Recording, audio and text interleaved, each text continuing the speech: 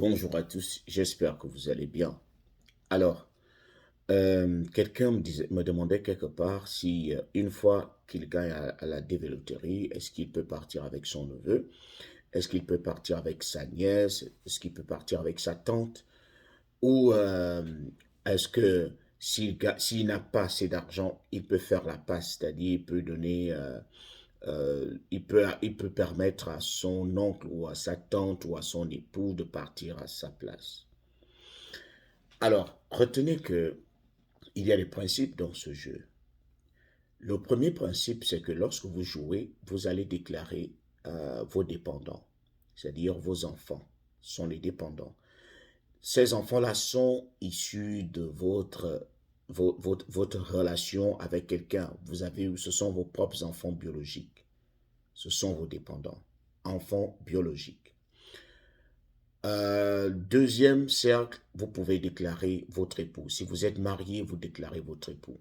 Évidemment, si vous êtes en concubinage, celui avec qui vous êtes en concubinage n'est pas votre mari ou n'est pas votre femme. Vous êtes censé déclarer, vous êtes censé dire que vous êtes marié si et seulement si vous êtes passé à la mairie et que vous avez un acte de mariage qui le prouve.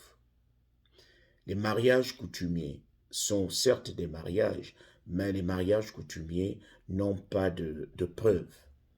C'est-à-dire, au niveau de la loi américaine, ils reconnaissent le mariage civil.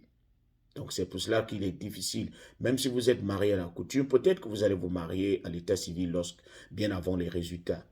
Ça peut être une autre manche.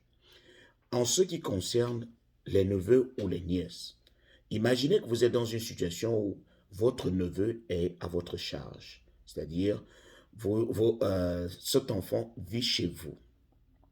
Cet enfant, ses parents vous l'ont confié. Imaginez que c'est votre nièce. Imaginez que votre nièce n'a plus de parents biologiques et que vous êtes son seul parent direct. 5 cas. En ce qui concerne le neveu, dont les parents sont encore vivants, mais ce neveu est à la charge d'une famille, c'est-à-dire de sa tante, vit chez sa tante. Et sa tante a gagné à la loterie. Sa tante cherche à voyager. Est-ce que sa tante doit déclarer son neveu?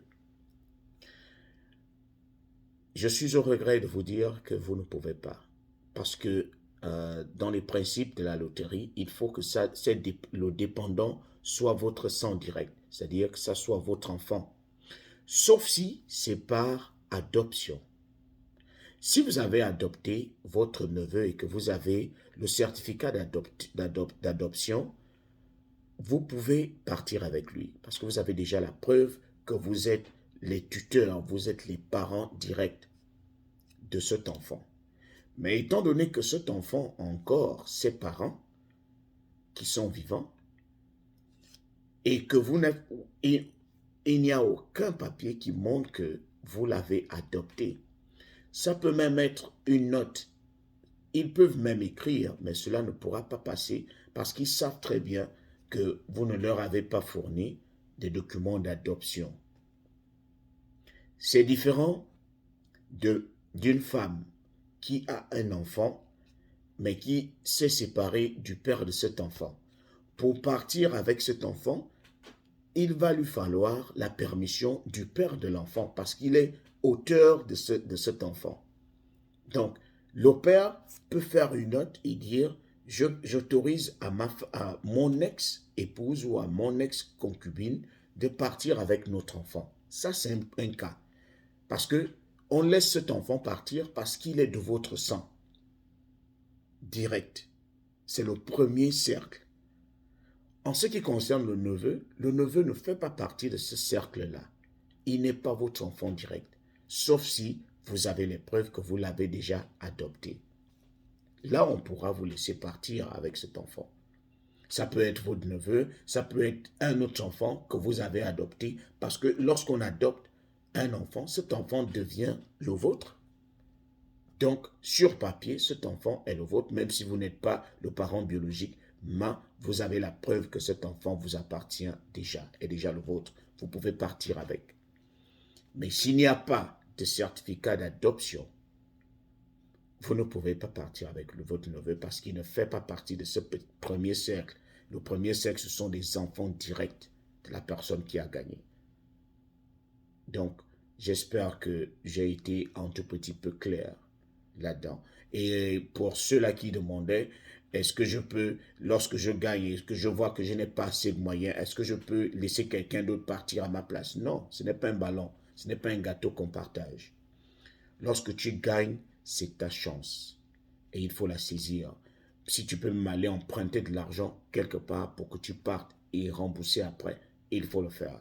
Parce que pour gagner, pour se dire que j'ai gagné et je n'avais pas assez de moyens et tu reviens jouer l'année qui suit, est-ce que tu es sûr que tu vas encore être sélectionné? Tu n'es pas sûr. Donc, si vous avez gagné et que vous n'avez pas assez de moyens, cherchez les moyens. Cherchez.